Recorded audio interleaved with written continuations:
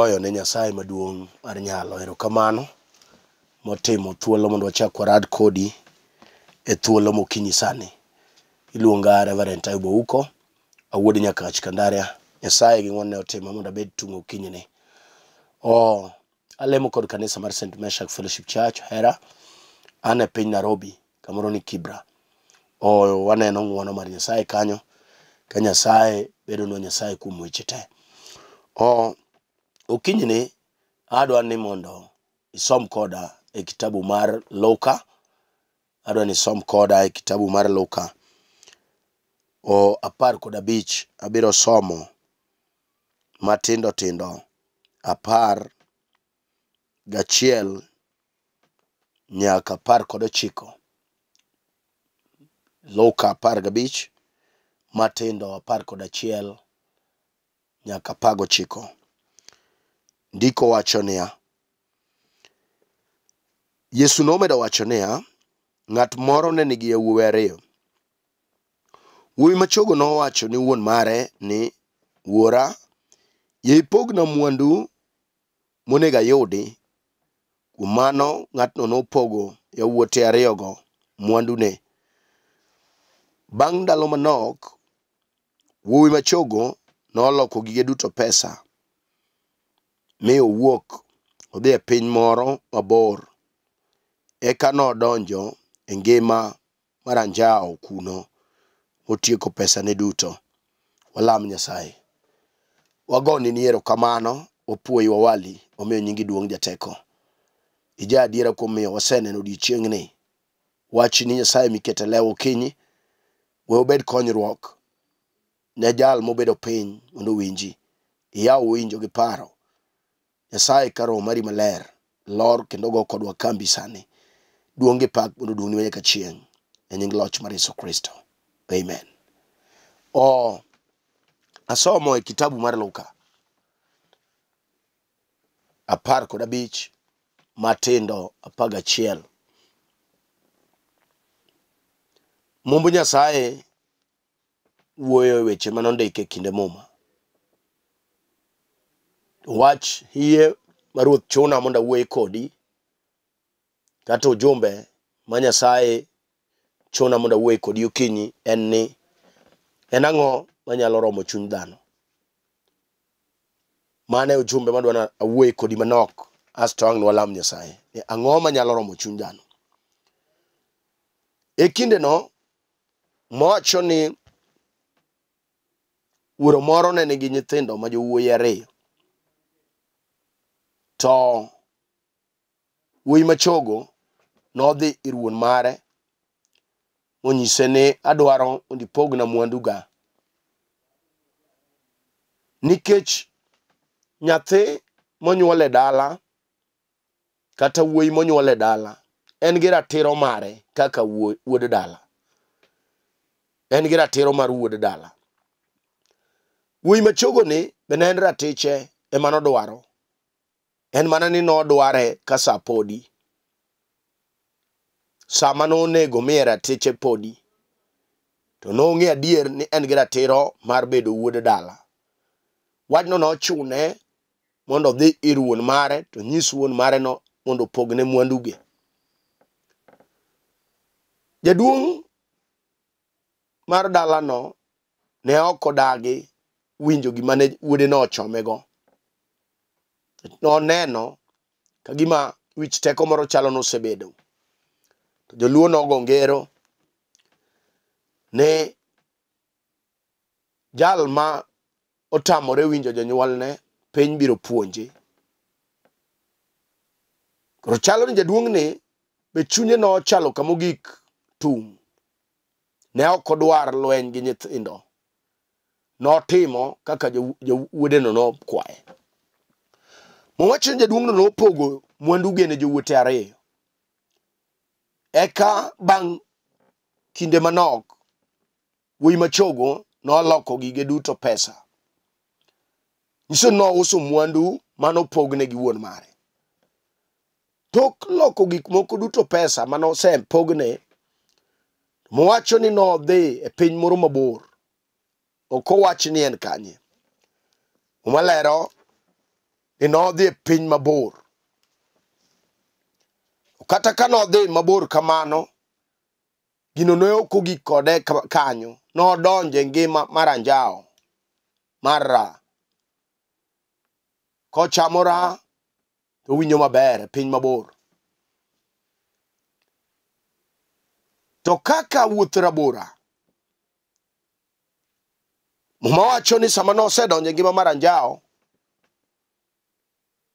ngima nodhi kode kamano, ka wuoyino ne weno chamo ra, to kare ra chame. Joluo nogo ngero ni rumo kitam. Mwandu manolok pesa notimogo ra kiwere, ka en ma thum were, to luore gochode chamo pesane. Pesa norumo e lwet wuoyine kane ok odeko. Mwacho ni kech moro maduong' nowuok ka pesa noserumo kuome, to kech moro maduong' nowuok e pinyno. Sama ne kech osewuok maduong', pesa borumo e lwete, bor be en mabor. Dichuo ni nikech wich kuot, kaka dang' oduog chien onge nikech nowuok marach. Nochune mondo omany tich e piny mabor mawendo, mondo ng'e kata kaka okonyore. Jal mani wero manye pako, jal manyo nyiro luoro kigone sigalagala, jal manyo jowuoyi pako gi nyinge madongo. Koro dok piny, kiwango ne olwar, pesa orumo e lwete, kichwan gosiepe mapaki mana ka lweti nigo. Ka lweti odong' nono, nyaka jok manye konyo koro wuoyo e toki. Mano timore e thurwa ka, kech dhano en dhano.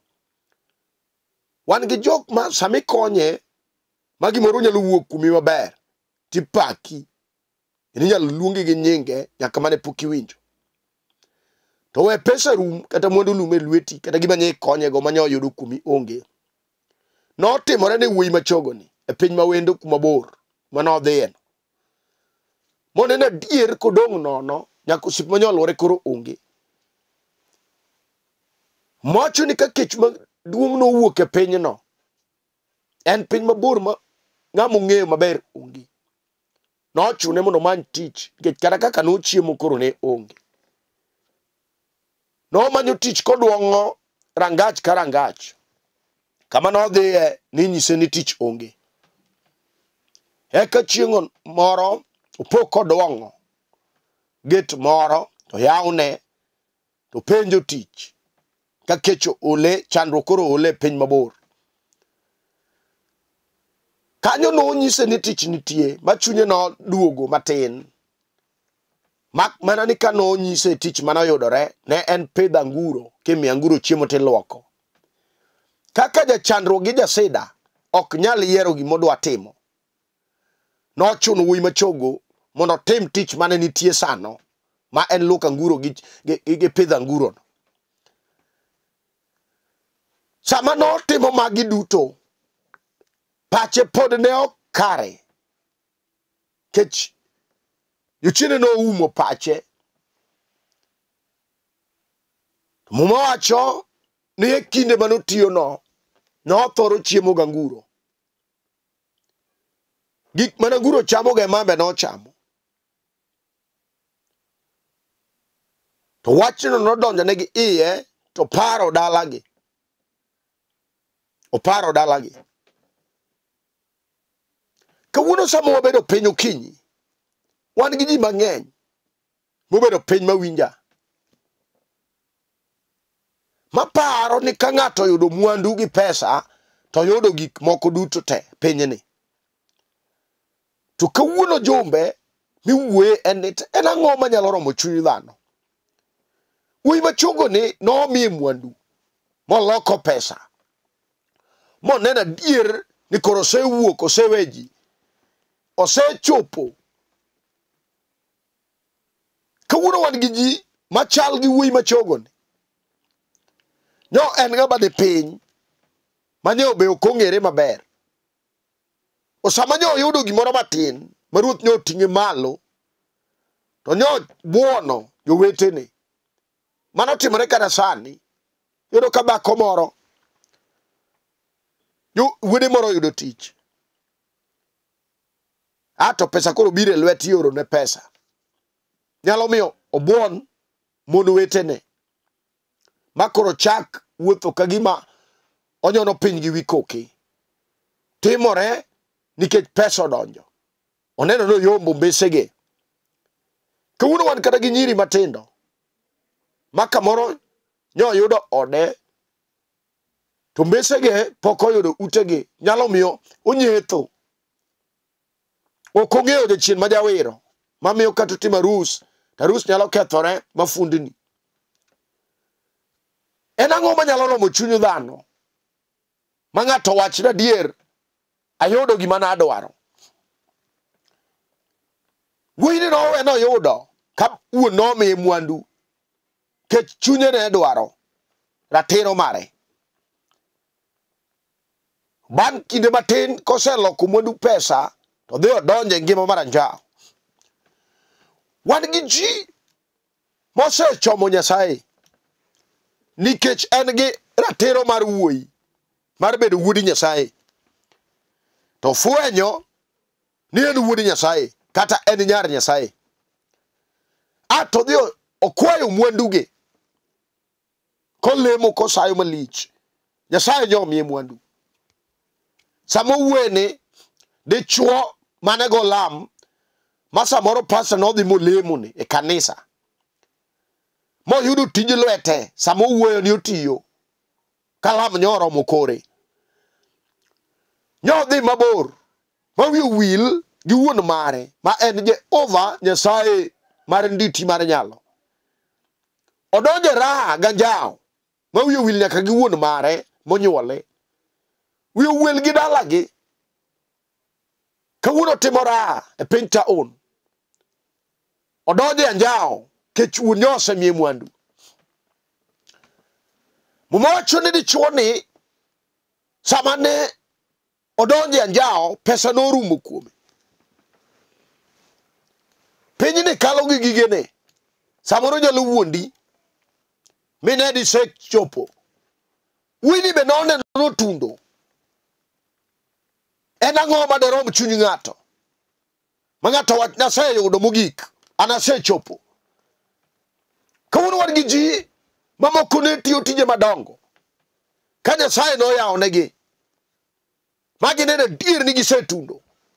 Samo wuone jogo nodok piny mwandu nolal e lwetgi. Uchini nothalo mwandu. Samoro ne en gi kes. Mano bira ka jachien oywa kes moro. Noyalo gi pesa ma pesa orumo. Nyaka maga eri. Kawuono dong nono. Ang'o manyalo romo chuny dhano kinyi?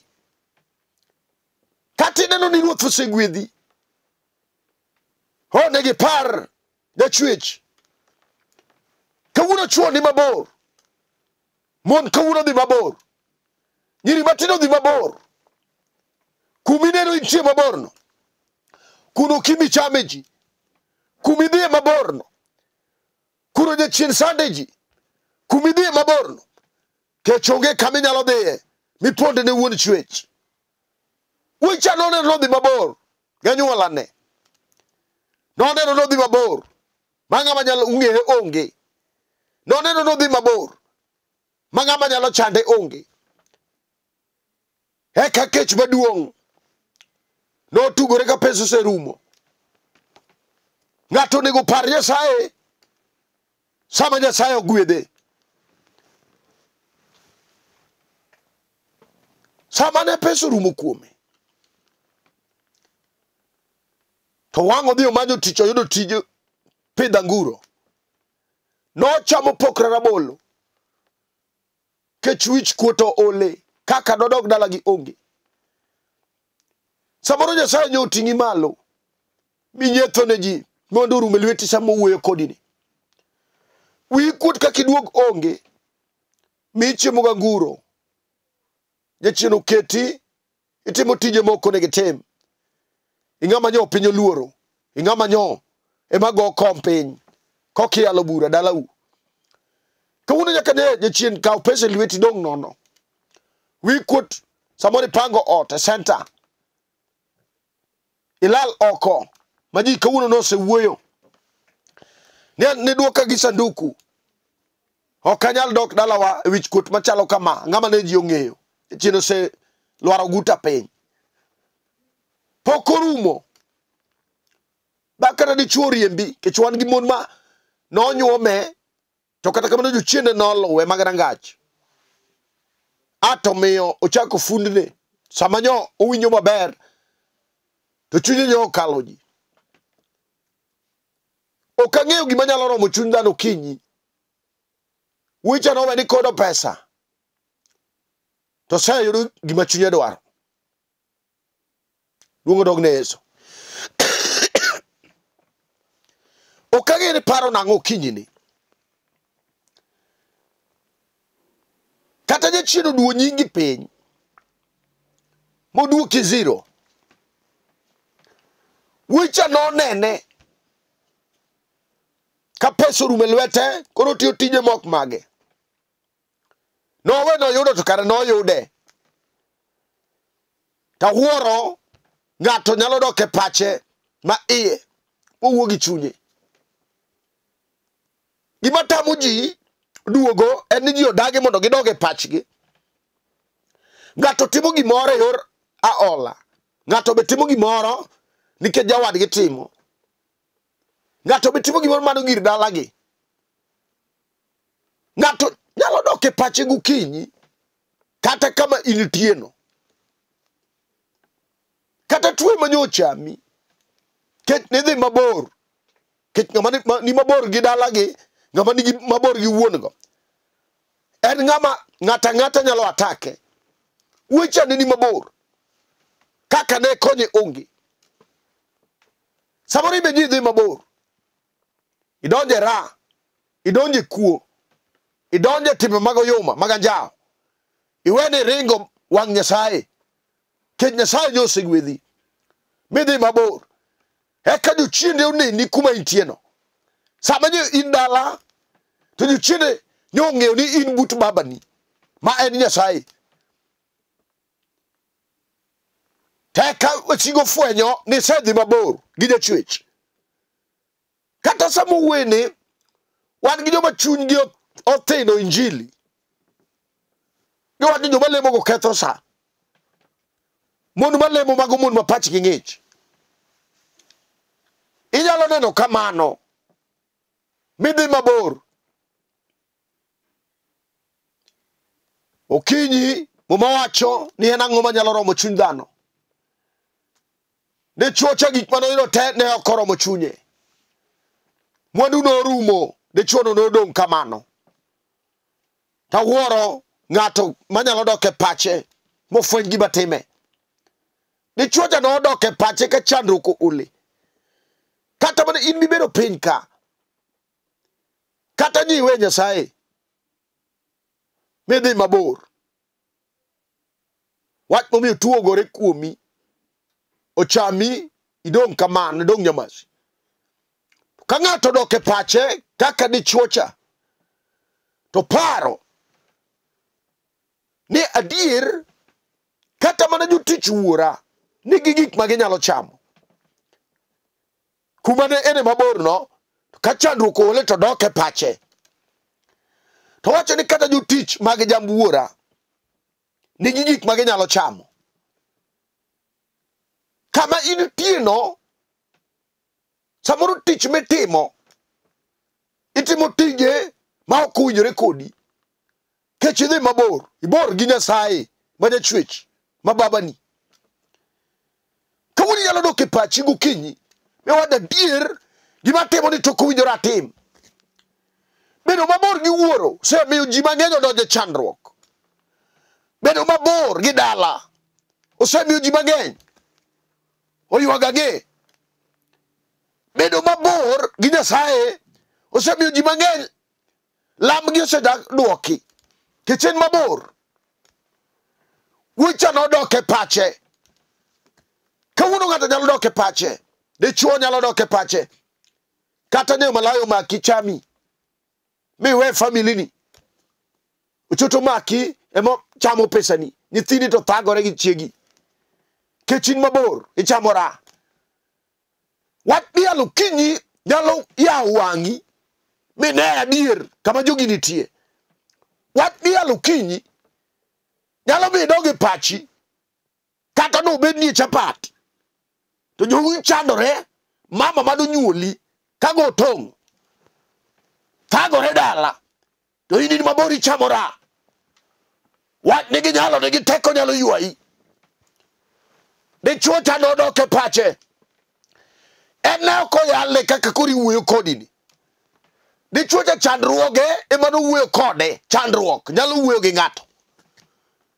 Chandruok nyalo wuoyo kodi dhako. Makata ni ibed dhako matiyo ato chuny songo donjoni.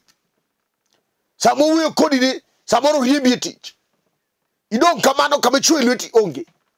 Nyaka jok mani olo pesa sani koro tuoti dong kamano. Usiepe tin sama mwandu onge. Kech wan gi joma nye luwi nikech nye lweti nigo. Kawuono sama wuoyo kodi. Samoro chalo gi dichuo cha. Mano dong kende na ngure usiepege. Wan gi mon makata ukinyi kama. Yuchene no osedhi. Oketo tuo kisoni kuome. Eno nyuolo nyithindo to tho. Udong kamano. Wan gi Nyasaye ma ka ng'ato oyudo kinyi to nyalo kwano noyudo gik moko te. Ondike muma mar Mathayo ni dwaruru pinyruoth polo mokwongo eka mamokogo nomedu. Kawuono ji dwaro gik moko mopogore. Kawuono ji ringo manyo mwandu. Kawuono ji ringo manyo pesa. Owene koyudo mano to yudo gik modwaro. Iwinjo pesa inyalo bedo go. To taya to ok thoya otieno. Pesa inyalo bedo go. To jochiende mag lek maricho to pod chiwi otieno. Pesa ber. Onyalo omo ringe bocha. To ok onyal gengo jachien. Machieno ng'ato otieno. Dwaro ng'at ma pacho yawre. Ato doke pache. Kata nyidhi mabor. Midonje ra. Midonje achaya. Midonje ajara. Midonje weche magalagala. Samoro nyisedhi kajuoga. Miwacho ni Nyasaye onge. Ket gik manye kale. To kawuono gokinyi. Mumawacho ni tang'o maderom chuny ng'ato. Wan gi jok mane onge mwandu to ka Nyasaye no ogwedhoge. Mwandu go ochako bedo negi rageng' mar dhi e kanisa. En otiyo nyaka chieng' lemo. To nyoto omanyo tich. Wiyo wil ki jal manyo okelo gigo. Wicha nodok e pache. Ato wacho ni kata mana jotich Wuora nigi gik ma gichamo. Watno nomiyo ogo bure chunye kende. To wacho ni an abiro dok ka Wuora. Ket gik manoparo manokwano onge. Gigo go yamo dong kede kamano. Jochiende ne tere mabor mondo dhi osande kucho. Kata in samoro kama initie ineno ka gik mitimo ok mori. Gik mitimo galagala. Gimidwa ni timo kemitim. Gik mipango gore Lwanda. Kech in mabor gi Nyachwech. In mabor gi Nyasaye mar nyalo. In mabor gi Nyaduo geno. Dogane pachi kawuono. Mondo ine adier ni nitie Nyasaye manochwe polo gi piny. Nyasaye manochwe ito chweya. Nyasaye ma wuon kerubi gi serafi. Nyasaye manyalo timo ni ng'wono kendo. Kata no guti osego piny. Kata ne ji osenyieri. Kata ni jari. Ket ne ingo to kawuono onge. Kata keso muke kot. Dhako kata nyuole moda otamore. Dichuo ni kusiki. Kawuono nyalo doke pachi. Kaka dichuo ta nodoke pache. Mowacho nabiro dok ka Wuora. Kawuono ji duogo dala. Kuom Nyasaye maduong'. Kawuono nyalo duogo. Iri Nyasaye manochweyi. Kawuono nyalo duogo dala. Ke para adier. Kaka jachien timi kuma bor. Kuma bor na meba nitie. Kuma bor no kimi nitie. Kuma bor no kech duoge. Kuma bor no ji chieme gi nguruwe. Kuma bor no onge berne. Dichuo cha notemo noduogo nono. Kata mana in wang'eyo. Kata idhi gi tok matek. Ibiro duogo nono gi lweti kama. ibiro duogo ka ajaro romi, ibiro duogo ka klasi ni piny, bia kawuono Yesu dwari ni abiro dok ka Wuora mondo nyiso naseketho e nyimi kendo nyim polo. Koro kawinjora mondo iluonga ni wuodi, yiena mondo abed achiel kuom jotichni. Kawuono ng'ato nyalo wuoyo e chunye, dhako kata skul fee maonge, ineno ka nyithindo kuma chom onge, kaka idwa timo onge, nyathi to osekalo, duoga ka wuoro ondike ni Nyasachwa en wuon fedha gi dhahabu. Ere gima ineno ka tek manyalo tame, kata tuo manogore kuomi nikech ne dhi mabor. Kawuono nyalo duogo dala. Mane wach ma ka ng'ato oyudo okinyi to nyalo romo chuny ng'ato. Ka ng'ato oyudo wach miyalo to nyalo kwano yudo gima ber. Ka ng'ato oyudo wach Nyasaye kata mwandu onge to wach Nyasaye ni e chunyi, kinyi nyalo kwano. Ere wach mineno kinyi? Adwa nalam gi ng'ato ma chunyi wuoyo, kata nyeo gige osekethore to duoge pache, kata nyo osejare ni dhi katedo tame. Kawuono duoge pache, oduogo dala mondo oyud Nyasaye mokwongo man gi gik moko te. Mowacho temaura ne an Nyasaye ka ok dayaw dirisni mag polo, gig polo ikaw kum yie. Ere wach mineno titek mondo wachome gi Nyasachwa? Dichuo cha nene ngima matek tok kano osechamo raha. Sama noduogo muma wacho niya, kane wuono nene gi rangach, noringo mokwake. Wuon nonyodhe kele dala, norwake gi mor maduong'. Kata jo in mabor, kata gik maricho nyosetimoreni, duoga Nyasachwa pod orwaki. Nyasaye okodeo chuny motor kendo mojo gi richo. Nyasachwa okodeo be ok ong'ich kaka dhano ng'icho. Kata nyo ngima ni rach, Nyasaye dwari okinyi. Kata nye kala ngima matek, mano okodeo. Nyasaye pod rwaki, Nyasaye pod oeri, Nyasaye pod jang'wono. Kama intieno tinga badi, wach manade mineno ni tek, kata obedo wach moselame, gima dwani ibed go en yie. Nyamera kata osenyieri ni gima ber onge mawuok kuomi, wadwa ni walam kodi Nyasaye mar ono mano duoko wuoyi machogo cha dalagi. Kata mana in kawuono Nyasaye nyalo duogi michak ine gik mane iparo ni nosekali. En kende na ilawo go mbese, kata jochiende oloro mbeleni. Nyasaye wuon kifungu biro yawe, biro neno ng'wono matek matamo Yesu pok oyudi. Kata mari no nyalore, kik jochiende wuondi nikech ne giteri mabor gi ketho ni sa. Jaduong' yie kuom wachni, kijana matin winja, kata girwaki e kongo mar siko. Kawuoni nyalo duogi dala, kiyie chunyi ma iye ni duto te nyalore.